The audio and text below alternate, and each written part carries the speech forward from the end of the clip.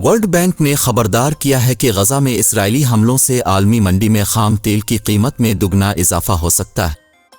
World bank ने इंतबाह किया है कि खाम तेल की कीमत $150 फी बैरल से तजावुज़ कर सकती है। ख्याल रहे कि इस वक्त आलमी मंडी में बरतानवी खाम तेल ब्रेंट क्रूड आयल की कीमत $87.84 फी बैरल है, जबकि अमरीकी खाम तेल वेस्ट टेक्सास इंटरमीडिएट की फी बैरल कीमत $82.69 फी बैरल है।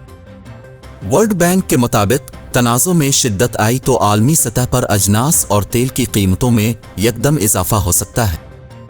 वर्ल्ड बैंक का कहना है कि कम और दरमियानी शिद्दत के इलाकाई खलल की सूरत में भी तेल की आलमी कीमत $102 से $121 फी बैरल तक जा सकती है। तेल पैदा करने वाले मरकजी ममालिक ने सप्लाई कम कर दी तो 1970 की दहाई वाली सूरत हाल पैदा हो सकती है। वर्ल्ड बैंक का कहना है कि यूक्रेन जंग और अब गजा जंग से अजनास की मार्केट के लिए दोहरा झटका होगा। ख्याल रहे कि इसराइल की जानिब से गजा में हमले जारी हैं और अब ज़मीनी ऑपरेशन भी शुरू कर दिया गया है। गजा के शोहदा की तादाद 8,300 से बढ़ गई है, जिनमें 3,500 बच्चे शामिल हैं।